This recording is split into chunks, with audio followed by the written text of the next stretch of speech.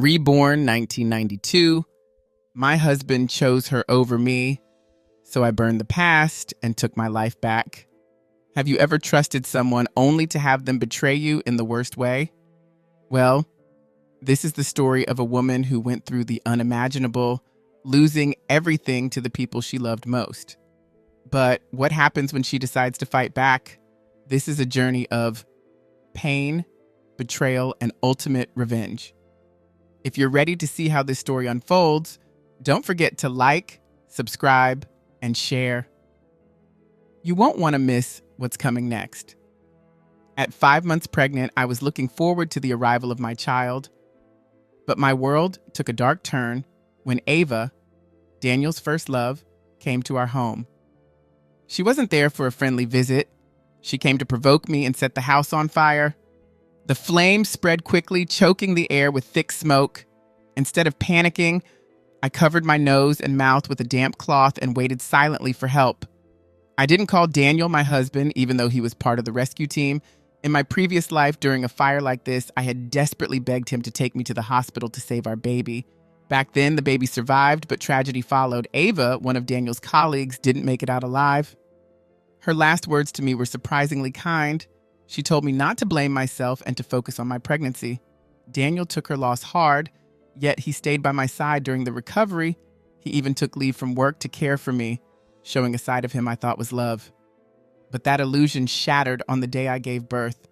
In the most horrific way, Daniel took a knife and killed our newborn child in front of my eyes. The nightmare didn't end there. He lit a fire and watched with a cruel expression as the flames engulfed both me and my baby. I will never forget the twisted satisfaction on his face. He blamed me for Ava's death, accusing me of starting the fire and pretending to be a victim.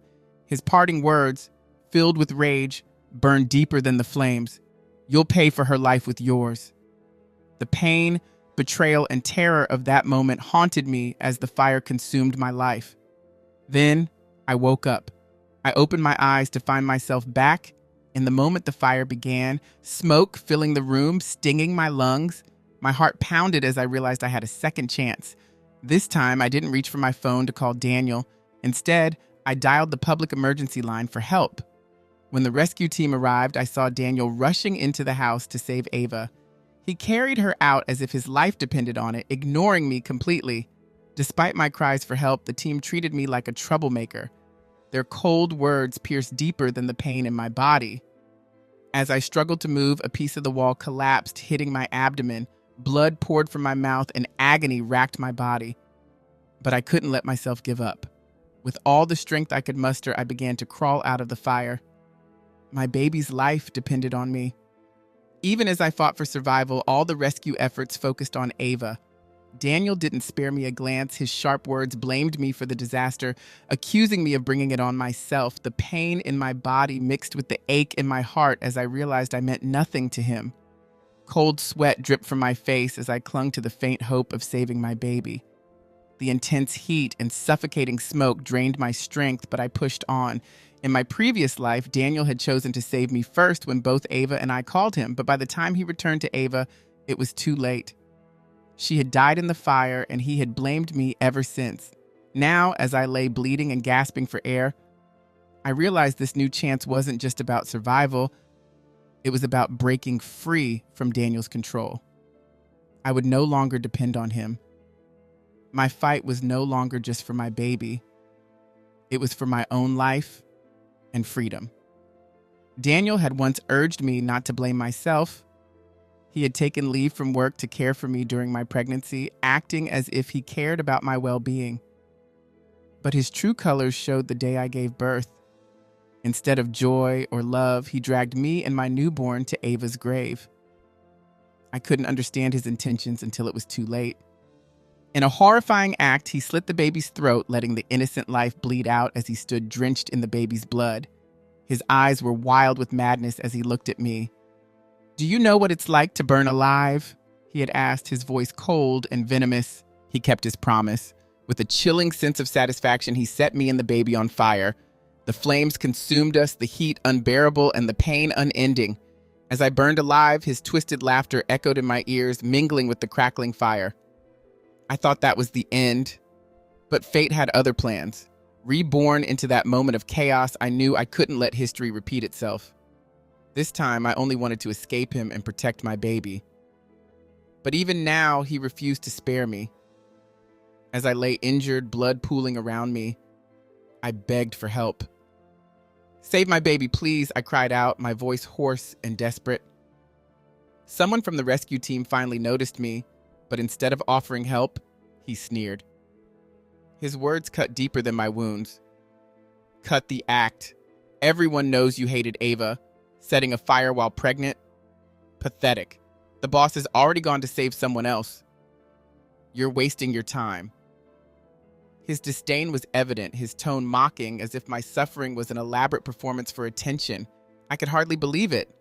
I knew Daniel didn't love me, but I never imagined his colleagues would treat me with the same contempt. They seemed to share his belief that I was some jealous, scheming woman. The heat was unbearable, and the contractions racked my body, but none of them cared. My skin burned, the fire peeling it away, yet they ignored me. I heard faint murmurs of concern in the background, but no one acted. "Why is there so much blood on the ground?" someone asked. But even then, their tone was filled with annoyance rather than urgency. Finally, someone turned toward me, but their frustration was clear. What could possibly be wrong with her? "She's been acting all day to get the boss's attention," he muttered. I wanted to scream, to tell them I wasn't acting, that I was truly in danger. But my body betrayed me. I couldn't even muster the strength to defend myself. Instead, the conversation turned into a game of blame, and their indifference added to my growing despair. When Daniel finally came over, it wasn't with concern or care, it was with anger. His gloved hand slapped me hard across the face, twice. The force made my head spin, but his words hurt even more. "Emily, wake up! What's this act for? I'm here, aren't I? Have you lost your mind?" His voice was cold, devoid of any kindness. "You set the fire yourself and got yourself burned. How does it feel to suffer because of your own jealousy?" He spat, his expression filled with disgust. Even now, Daniel believed I was the one who had started the fire. He thought I was some jealous wife trying to get his attention by putting on a dramatic show. His refusal to see the truth was suffocating, just like the smoke that surrounded me. I realized then that no matter how much I tried to explain or prove my innocence, Daniel would never believe me. His hatred for me was so deeply rooted that he couldn't see past it, even as I lay dying in front of him. I wanted to scream, to explain that I hadn't started the fire, but my throat was so dry that no sound came out. The searing pain in my stomach was unbearable, making it hard even to breathe. Desperate, I reached out and grabbed Daniel's sleeve, silently begging for help. For a brief moment, he hesitated, his eyes flickering with something I couldn't identify.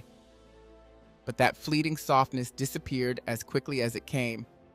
His hand pressed hard against my abdomen, intensifying the pain. "You're quite the actress," he sneered. "If Ava hadn't told me you set the fire and ran off, I might have believed you." With those cutting words, he turned and walked away without looking back. His indifference was like a dagger to my heart. As I lay there, trembling and helpless, I overheard one of the team members shout, "Boss, your shoes! There's blood. Is she having a miscarriage?" Another voice responded with chilling nonchalance, "Ignore it. He already said she's just putting on a show. She's 5 months along. It's not easy to lose a baby. She's just being dramatic." Their words felt like thunder in my ears, a cruel reminder of how little anyone cared. The pain became overwhelming, dragging me into darkness. As I lost consciousness, memories from a distant past invaded my mind. I found myself back at the moment I first met Daniel. It was at a university seminar where he stood on stage, delivering a lecture with calm confidence. His sharp intellect and icy demeanor captivated everyone in the room, including me. I fell for him instantly, unable to resist his aura. At that time, I was just an intern lecturer, someone so insignificant that he didn't even notice me. Determined to catch his attention, I worked tirelessly. I stayed late to perfect my lectures, sought opportunities to collaborate with his department, and learned everything I could about him. When I secured a permanent position at the university, I finally gathered the courage to invite him to dinner, disguising it as a gesture of professional gratitude. To my delight, I saw a subtle shift in the way he looked at me that evening. It gave me the confidence to pursue him wholeheartedly. From that moment on, I did everything to win him over. I bought him gifts, flowers, coffee, basketball tickets, anything that might make him smile. Slowly, he warmed up to me, and when he finally accepted my confession, I thought I had won. I believed I was stepping into a beautiful love story, but I was wrong. It wasn't the beginning of happiness. It was the start of a nightmare. After we became a couple, Daniel grew colder with each passing day. He was often distracted, his mind somewhere else. Every date we planned ended in disappointment, interrupted by sudden work calls or emergency missions. Still, I didn't doubt his love. I told myself he was busy because he was a hero, saving lives. But on the day of our wedding, everything changed. An email arrived from overseas, and its contents shattered my illusions. The email was from Ava. She wrote about their 10 years together, recounting every memory and moment they had shared. Each word was like a knife to my chest. All those times Daniel stood me up, he had been with her. The most pathetic part? I couldn't even confront him. I was terrified he would leave me if I pushed too hard.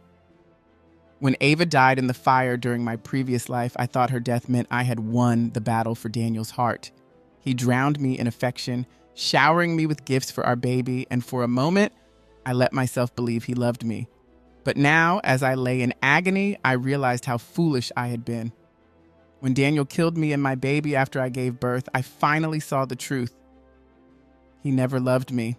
I was nothing more than a pawn in his twisted revenge for Ava's death. His heart had always belonged to her. From beginning to end, every kind word, every tender gesture, it had all been a facade. My love for him had blinded me to the fact that I was just a tool he used and discarded.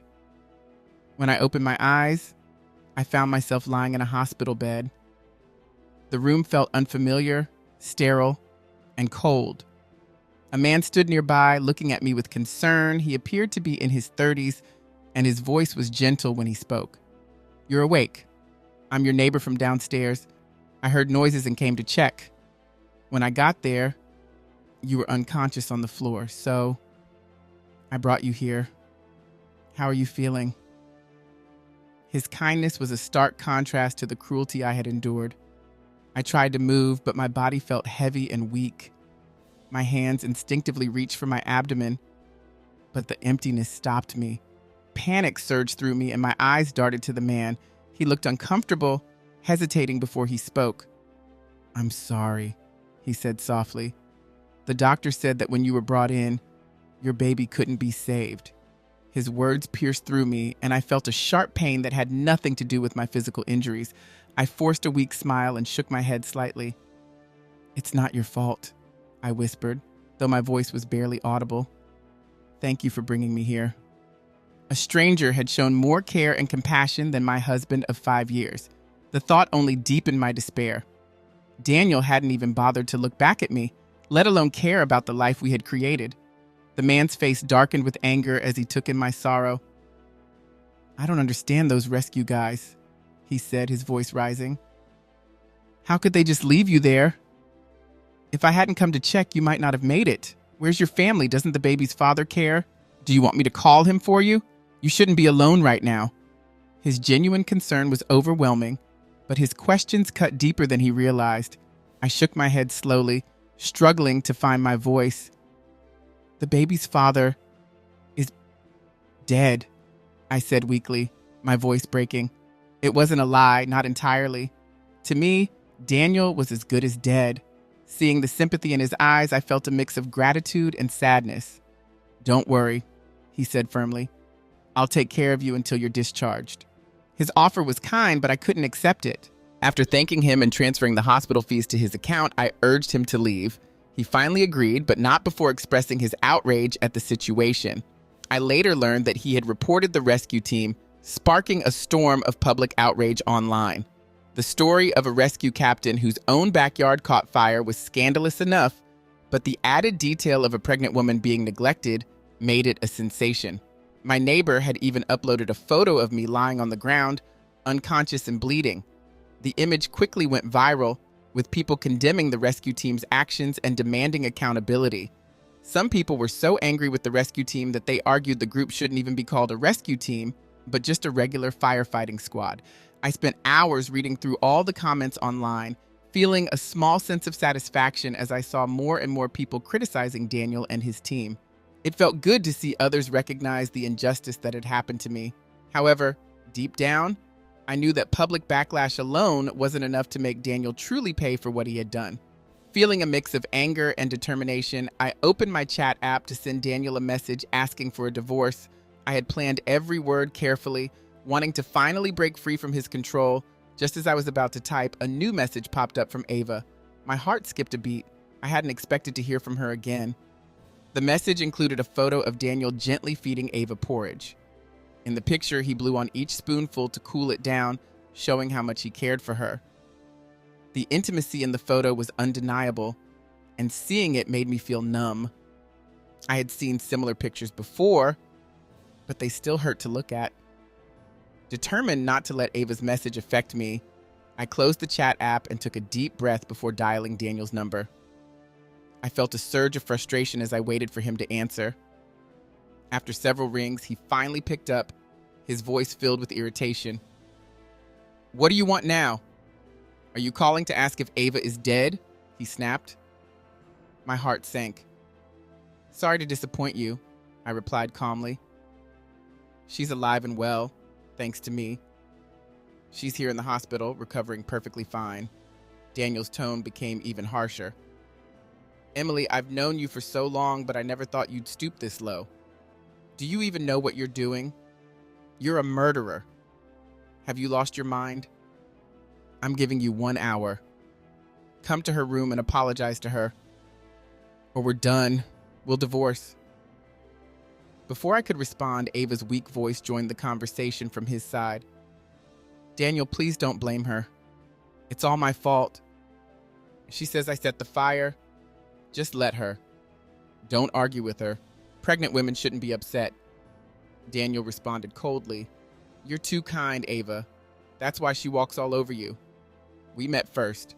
Who does Emily think she is? She doesn't even have the right to lay a finger on you this time, no matter what." I listened to their exchange, feeling a mix of sadness and resolve. Ava continued, "I'll make sure she learns her lesson." Their voices faded as I took a deep breath, deciding to take control of the situation. With a calm and steady voice, I interrupted. "All right, let's get divorced." Daniel was stunned by my sudden decision. "I agree," I said firmly. "I'll send you the papers. Make sure you sign them." His reaction was immediate. He froze for a moment, clearly not expecting me to take this step. Then, his anger erupted. Just as you were about to lash out, I ended the call abruptly, I thought to myself. Without waiting for his response, I hung up the phone. Almost immediately, messages started flooding in from Daniel's side. "Where are you? Emily, are you insane today?" one text read. Another said, "I let things slide before because you were pregnant, but now you've gone too far. Do you think I wouldn't dare divorce you because of the baby?" The barrage of angry messages made my phone buzz nonstop. I felt a mix of fear and determination. Daniel was furious, and there was no turning back now. I knew this was the final step in breaking free from his toxic grip. As the hours passed, the storm of public outrage continued to grow online.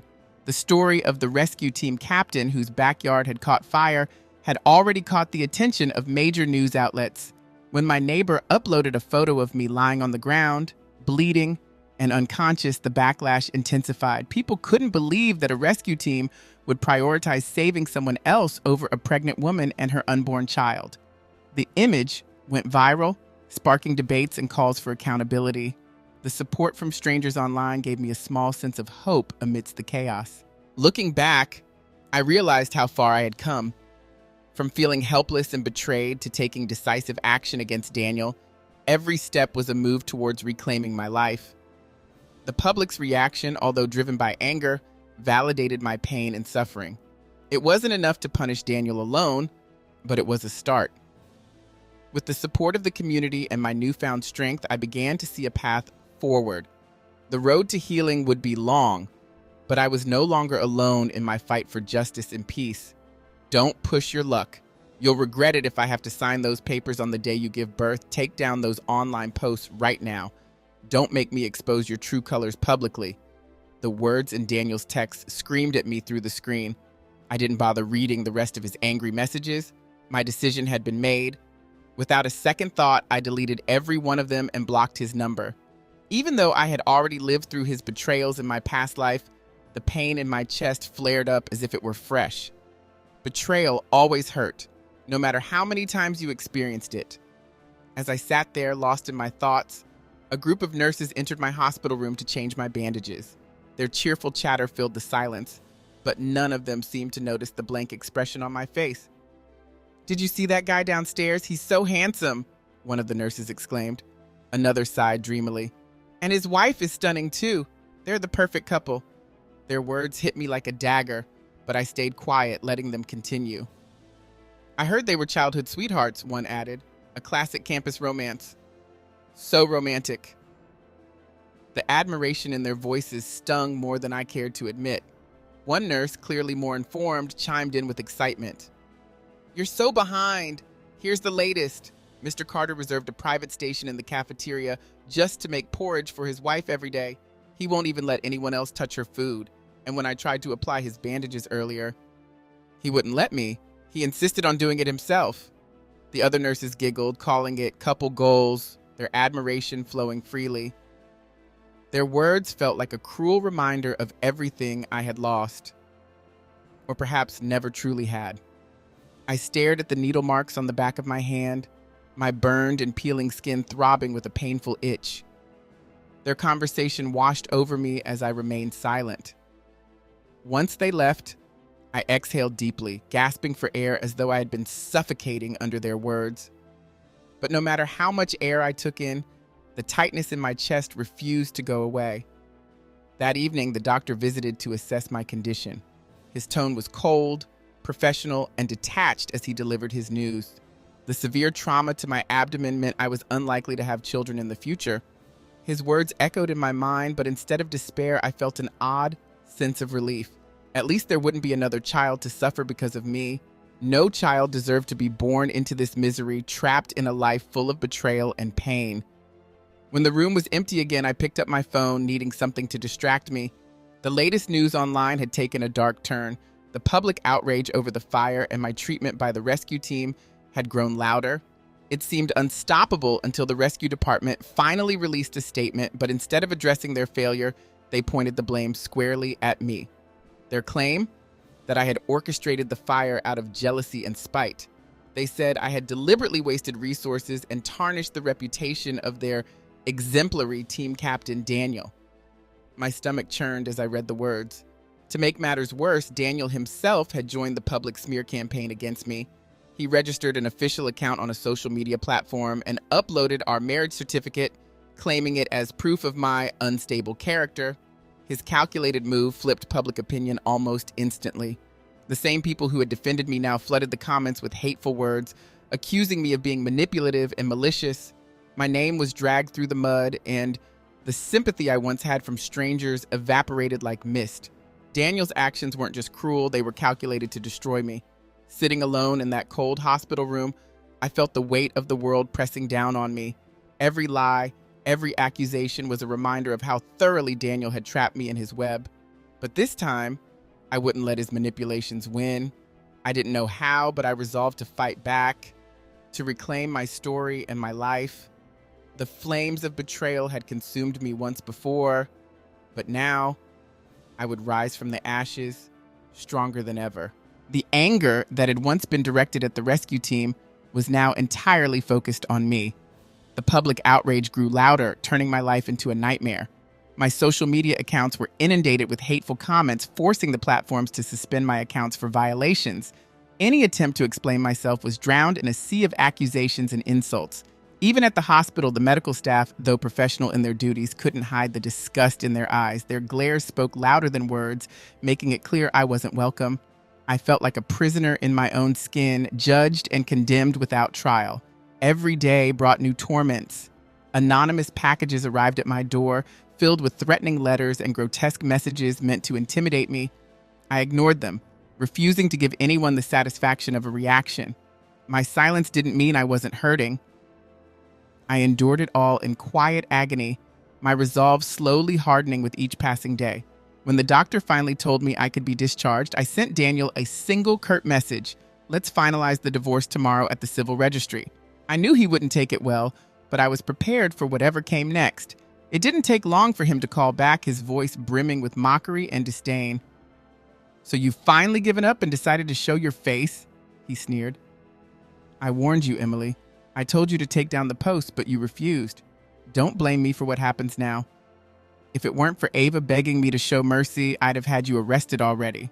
His words stung, but I stayed silent. Then he added cruelly, "Fine, we'll divorce. But when your bastard child grows up fatherless, don't come crying to me. That's on you." Before I could respond, he hung up. His venomous words didn't wound me as they once might have. Instead, they steeled my determination. After the call, I opened my home surveillance app and searched through the recordings.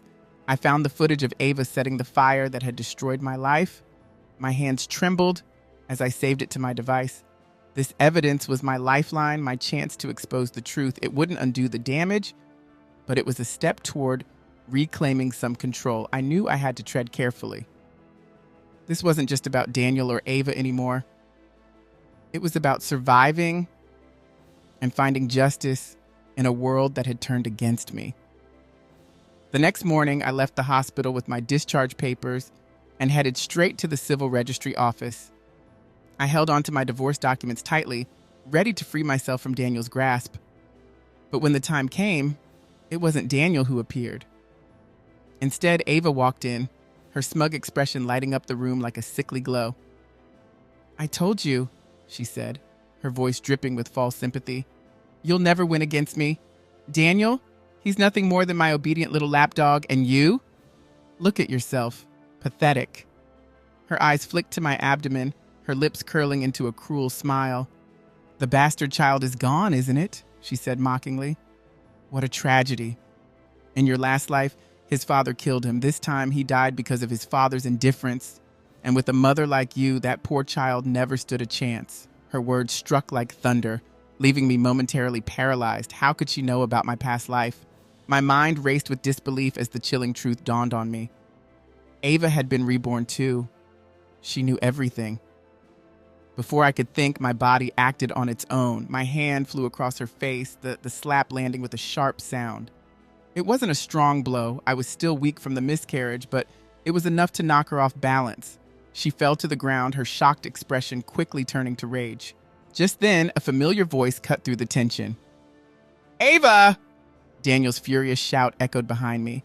I turned slowly, my chest tightening as I prepared to face the storm that was about to come. Daniel rushed past me, his focus solely on Ava. As he shoved me aside with force, I lost my balance and fell hard, tumbling down the steps until my face scraped the edge of a concrete landing. Pain shot through my body and blood began to drip from my temple, but Daniel didn't even glance in my direction. He was already at Ava's side, cradling her in his arms like a precious treasure. I pushed myself up, trembling from the pain, and watched as his concern for her eclipsed any trace of care he might have once shown me. Then, suddenly his gaze shifted to me, specifically to my stomach. For the first time, his expression changed, his face pale and eyes wide with panic. "The baby! Where's the baby?" he stammered, his voice cracking. I forced myself to stand, my body stiff and bruised, and clutched my bag protectively over my abdomen. I met his desperate eyes with a cold, mocking stare.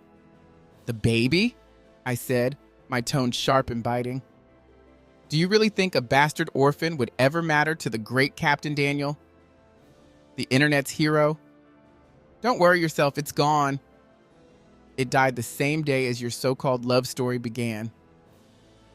For a moment, his face went blank, as if he couldn't comprehend what I was saying, but I wasn't done. "Congratulations on your victory, by the way," I continued, my voice dripping with sarcasm. "True love wins again. But don't get too comfortable, Daniel. Your happiness won't last forever. I'll make sure of that. Enjoy your time together while you can. Soon you'll only be able to see her behind bars." My words hit him like a slap, and his expression twisted with anger. "Emily," he growled, his voice low and simmering. "Must you always speak with such venom? I am the captain of the rescue team. Saving lives is my job. I didn't even hold you accountable for setting that fire. I saved Ava for you, and this is how you repay me? You twist everything to make me the villain. Who do you think you are to talk to me like this?" His righteous indignation made my stomach churn, but I kept my face impassive. His words felt like hollow excuses, and I wasn't about to let him manipulate me further. He took a step closer, his tone shifting to something almost commanding. "Now tell me the truth," he demanded. "What happened to the baby? Did you fake your pregnancy? Are you hiding it? Don't forget, I'm the biological father. No matter what tricks you pull, you can't change that. If you try to have this baby in secret, I'll fight for custody. That child belongs with me." The audacity of his words left me speechless. After years of marriage, this was what he thought of me. A liar, a schemer, someone unworthy of his trust. It was as though our entire relationship had been reduced to a cruel, humiliating game. Before I could respond, Ava let out a soft, pitiful sob. It immediately redirected his attention as if her tears had wiped away all his anger. "Ava!" he exclaimed, his voice full of concern. "Are you hurt? Where? Let me take you to the hospital for a checkup." "You're still recovering. We can't take any risks." His tender words to her cut deeper than any insult he had thrown at me. I watched as his anger melted into worry, his hands carefully helping Ava to her feet as though she were made of glass. "I'm fine," Ava murmured, her voice barely above a whisper. "Please don't be angry with my sister. This is all my fault." She glanced at me with a look of triumph barely hidden beneath her facade of innocence. It was a performance worthy of applause, and Daniel fell for it entirely. As he fussed over her, I realized that no matter what I said or did, Daniel would always see me as the villain. And Ava, she would always play the victim he couldn't resist saving.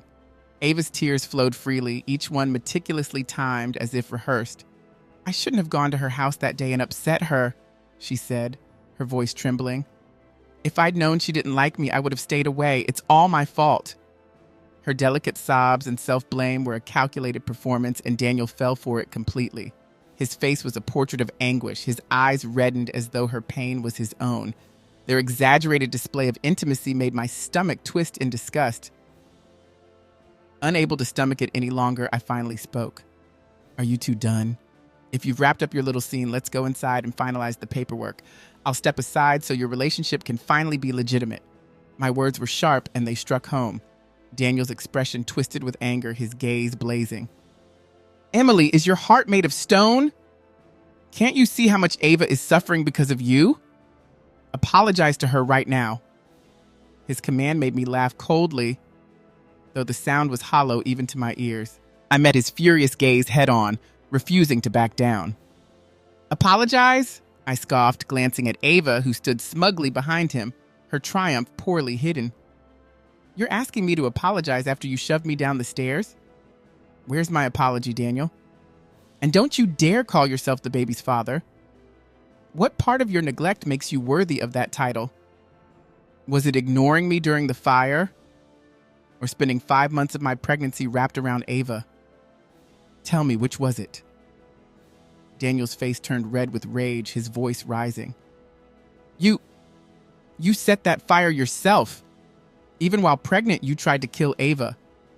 I thought giving you time apart would calm you down, but you're just as selfish and cruel as ever. You're unfit to be a mother." His words hit like daggers, cutting deep into my already fractured spirit. "When the baby is born," he continued, his voice laced with venom, "I'll take full custody. If you behave yourself and treat Ava with respect, I might let you see him occasionally, but keep acting like this and you'll lose everything." As his tirade echoed around us, I noticed the gathering crowd. Passers-by had stopped to watch, murmuring amongst themselves. Some recognized him as the celebrated rescue team captain who had recently dominated headlines. Ava seized the moment, stepping forward dramatically and pointing at me. Her voice was soft, pleading, and perfectly calculated to elicit sympathy.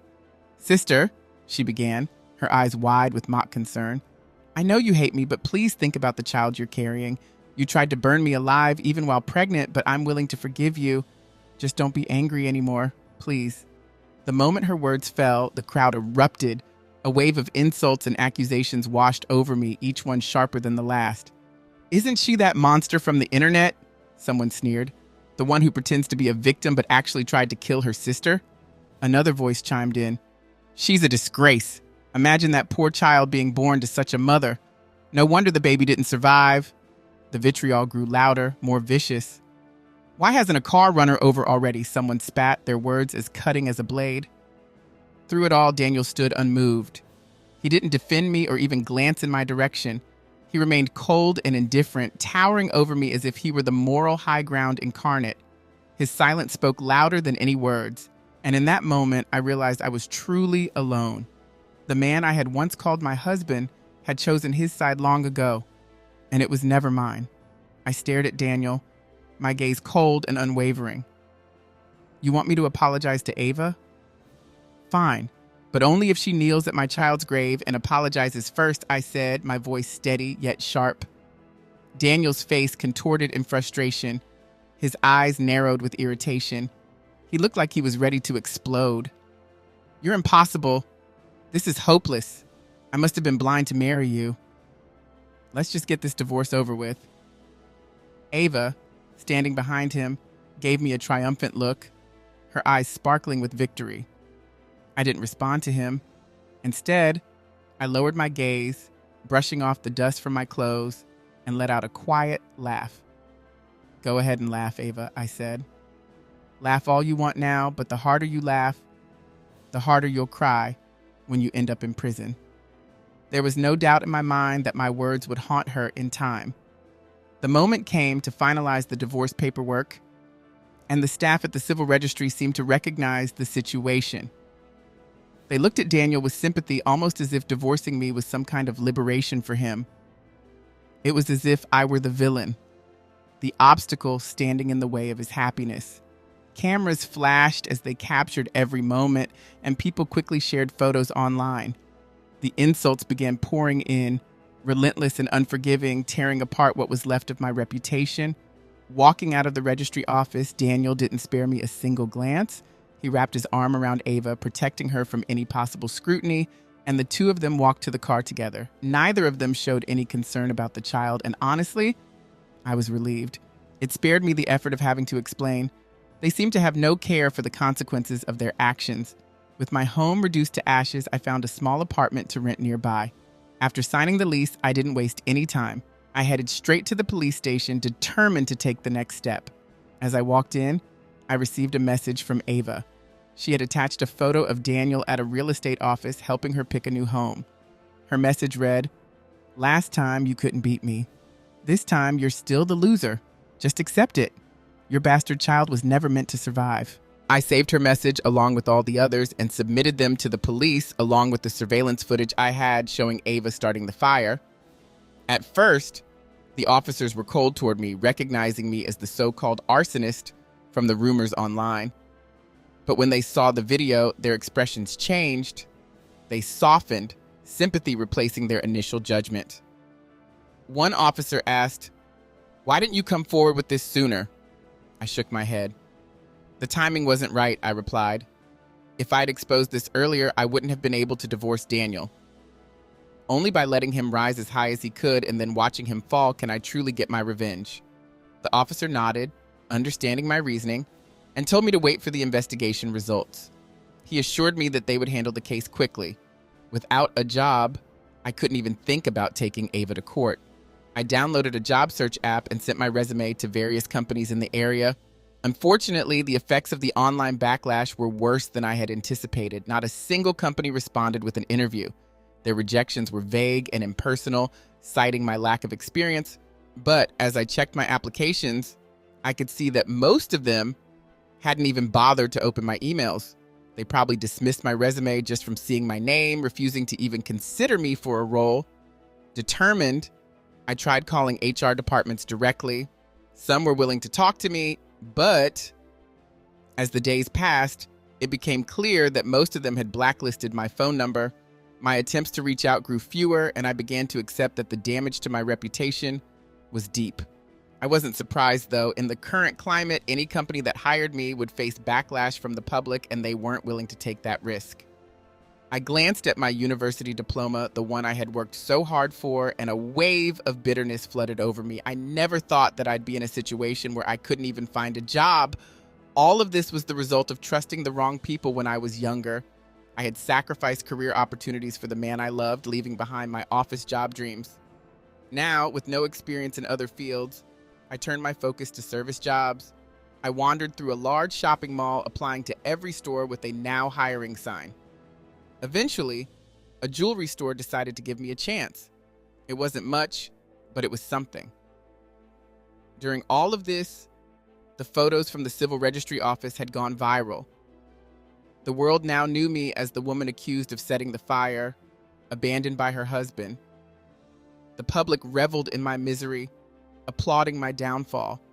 Meanwhile, photos of Daniel and Ava out on dates started surfacing.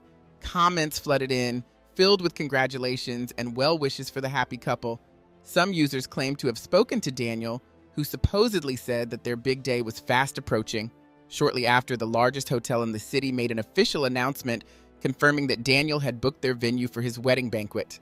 I scrolled through the endless congratulations online, feeling a mixture of bitterness and amusement. This was the same Daniel who once told me Ava was just like a sister to him, that their relationship was pure and innocent, but now, barely divorced, he couldn't wait to throw a lavish wedding. All the love I had once felt for him had evaporated into hatred, and his wedding plans no longer hurt me. Instead, they gave me an idea. What if I made their wedding day a spectacle? What if the bride and groom were both arrested before they even had the chance to say their vows? That thought lingered in my mind as I worked at the jewelry store the next day. And then, as if fate had been waiting for this moment, Daniel and Ava walked in. Ava's expression showed no surprise. She had clearly chosen this store on purpose, knowing full well that I worked there. Ava looked at herself in the mirror, holding up a necklace. "Look, darling, doesn't this look beautiful on me?" she asked, her voice sweet as she posed for Daniel. He smiled indulgently, watching her. "You'd look good in anything, my love," he replied, his voice full of affection. "Do you like it? If you do, I'll buy it. What's the point of making money if I can't spend it on you?"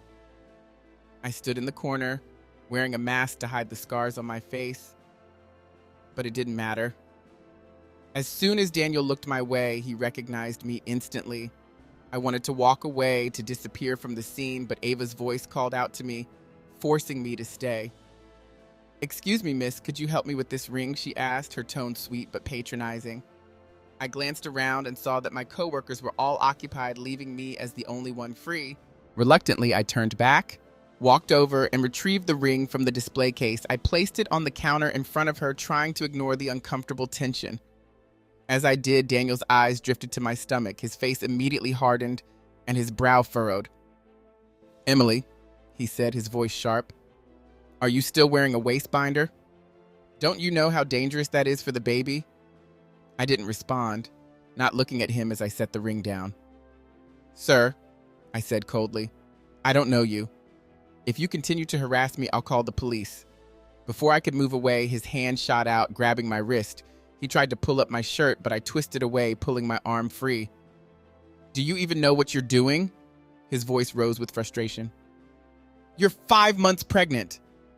Who told you it was okay to work in this condition? You're crazy."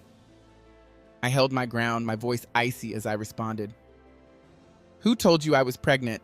Are you buying the ring, or should I ask you to leave?" But Daniel wasn't listening. His anger boiled over, and without warning, he grabbed my collar and shouted in front of everyone, "Emily, even though we're divorced, I'm still the father of your child. I have the right to be involved." His outburst caused everyone in the store to stop and stare, but Daniel seemed oblivious to the growing attention. He yanked up my shirt in front of the crowd, expecting to find a round belly, but it was flat. There was no waist binder, no sign of pregnancy at all. His face turned red, filled with a mix of rage and confusion. "Where's the baby?" he roared, his voice trembling with fury. "I'm asking you one last time, where is the baby?" Even Ava, who had been trying to calm him, couldn't get through to him. His mind was consumed with anger. I finally pried his hand off me, standing firm and calm despite the chaos. "I already told you," I said quietly. "The baby is gone. It died in the fire that day. While you were rushing Ava to the hospital, your child was dying." For a moment, Daniel stood frozen as if struck by a powerful blow. His face drained of color as the realization hit him, and he was left speechless. Daniel's face turned pale, his body completely frozen in shock. He stood motionless, staring at me as if he couldn't process what I had just said. His expression flickered between disbelief and confusion. Finally, he muttered, "That's impossible. How could the baby be dead? You were fine that day. You started the fire yourself. How could you have burned your own child?" His voice trembled, filled with doubt. "You're joking, right? This is some kind of joke, isn't it? Tell me you're joking." Ava, trying to hide the satisfaction in her eyes, gently held onto Daniel's arm. She turned to me with a false look of concern. "Sister," she said sweetly, "I don't mean to judge, but the baby wasn't just yours. How could you have gotten rid of it secretly? That's so cruel." She went on, her words cutting deep. "I already told you I don't blame you for the fire. But why couldn't you just let the baby live? Even if you were upset, you shouldn't have taken it out on an innocent life. That baby was a soul, not just some tool for your anger." Her words only added fuel to the fire. Daniel's face twisted in rage once again. Without warning, his hand shot out and wrapped tightly around my neck. I gasped for air, feeling my face flush as he squeezed. His attention remained fully focused on his accusations. "You got rid of the baby behind my back," he snarled, his voice cold with fury. I fought against him, scratching at his hands, struggling with everything I had, but I couldn't break free. It wasn't until my coworkers rushed over, hearing the commotion, that they pulled him off me. I collapsed to the floor, clutching my throat as I coughed violently. The pain was unbearable, but there was a small, twisted satisfaction in knowing that he had truly believed I had done this. Still struggling to breathe, I managed to speak through labored gasps. "You think I got rid of the baby?" My voice was weak, but the words came through. "Remember this, Daniel. You killed your own child in the fire. Believe whatever you want about me, but know this. The baby is watching. Watching you, the father who abandoned him, marry another woman." For a moment, Daniel just stood there, frozen in place. My words seemed to hit him like a punch, and he struggled to make sense of it. Ava, ever the actress, stepped forward with a concerned look on her face. She spoke softly, her voice sweet and comforting, but I could tell her words were meant to paint me as the villain, to make everyone believe I was the one at fault. She leaned in close, her voice lowering so only I could hear. "Everything you've lost today, you deserve it," she whispered. "That bastard should have never been born." Her words stung like a slap, and before I knew what I was doing, I slapped her across the face. My nails left deep scratches that immediately started to bleed.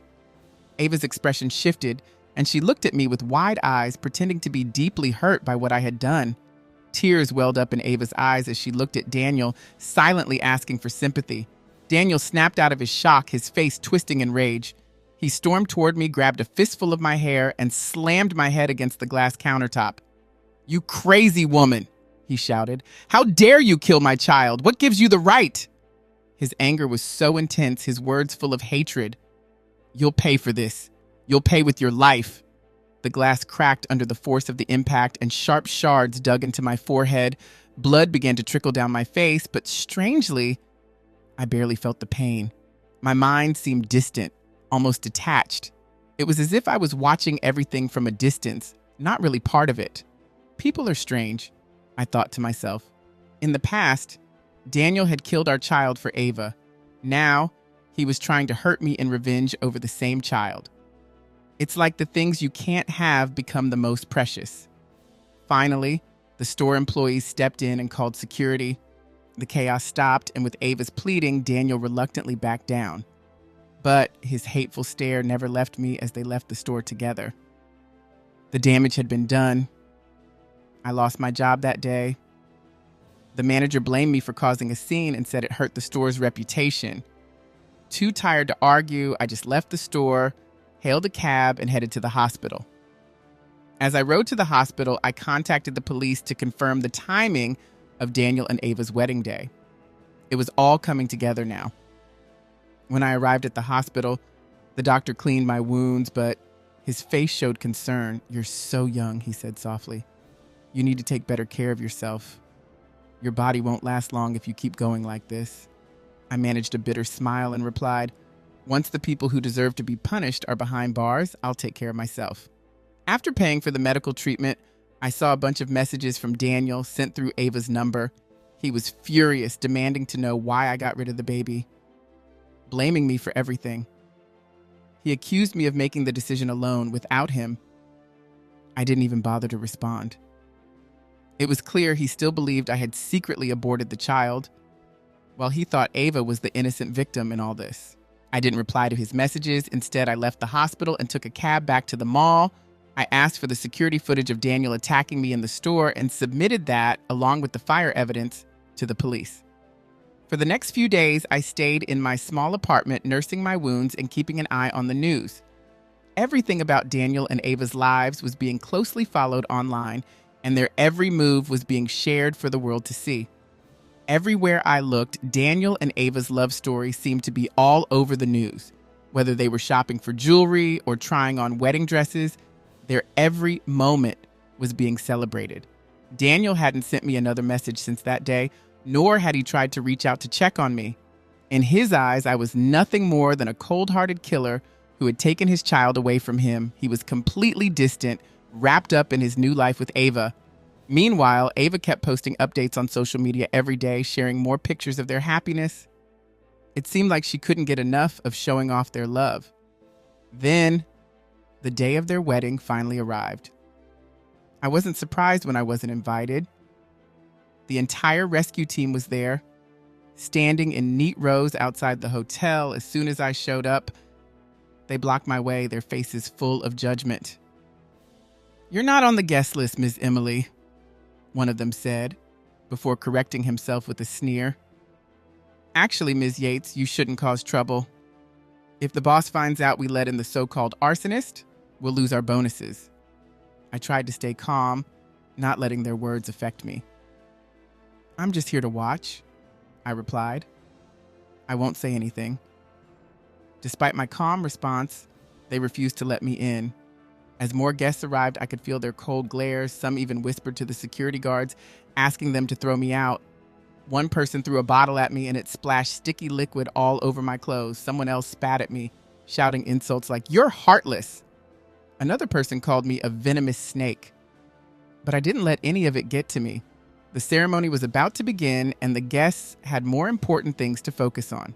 Taking advantage of the distraction, I quickly changed into a janitor's uniform and snuck into the venue by following one of the cleaning staff. When the ceremony reached the final moment, with the bride and groom exchanging rings, I knew it was time. I lowered my head and sent a message on my phone. "You can make the arrest now." Almost immediately, the doors of the banquet hall flew open. Police officers stormed in, surrounding both Daniel and Ava. Daniel's face twisted with anger and confusion, while Ava's eyes showed panic, though she quickly tried to hide it. The guests were in shock, unsure of what was happening. I walked calmly to the stage, knowing that this was the moment I had been waiting for. Taking the microphone, I addressed the crowd. "I apologize for interrupting," I began. "Ms. Ava Parker is under investigation for arson and attempted murder. All the evidence has been submitted to the authorities. As for Mr. Daniel Carter, he is being charged with negligence during the fire and for refusing to do his duty. He is also facing charges for assault. I filed a lawsuit against him as well." The room went silent, and I could feel the eyes of every person on me, but I stood there, proud and unshaken. As I spoke into the microphone, I couldn't help but feel a sense of satisfaction. "I'm afraid today's wedding won't go as planned," I said.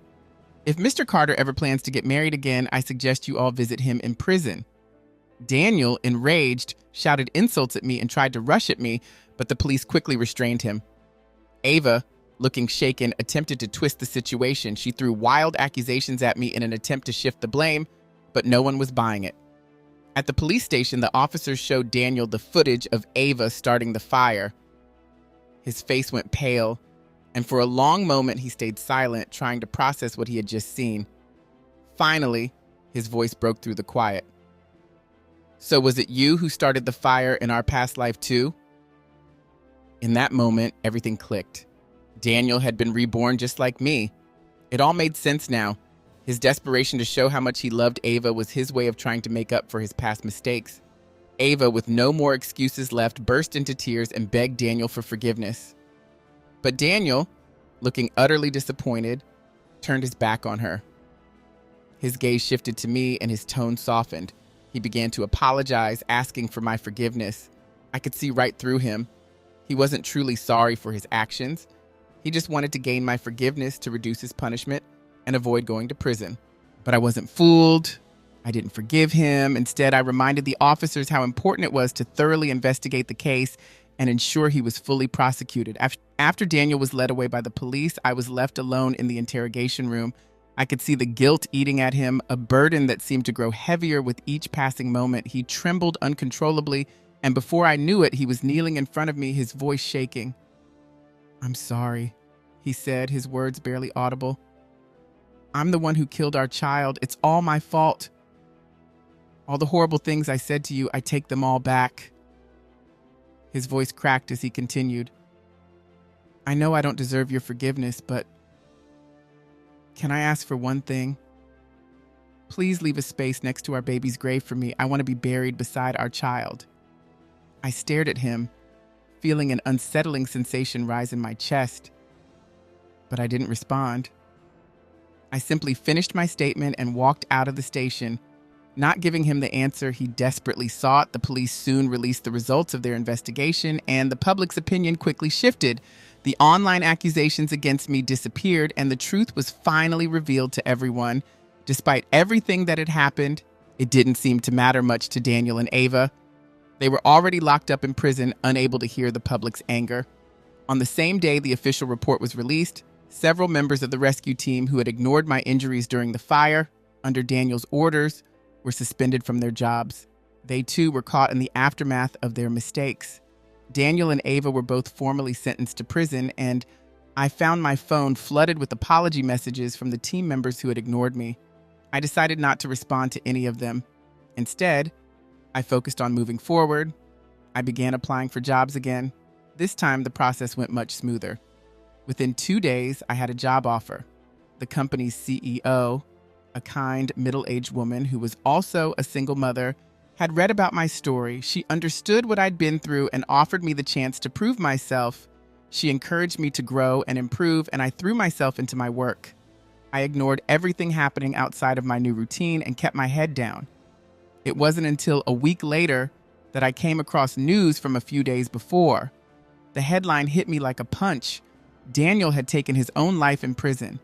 The life he had built on lies had crumbled, and it seemed like he couldn't face the consequences. Ava, meanwhile, was facing her own punishment. She had been exposed for framing a pregnant woman, and the other female inmates couldn't stand her.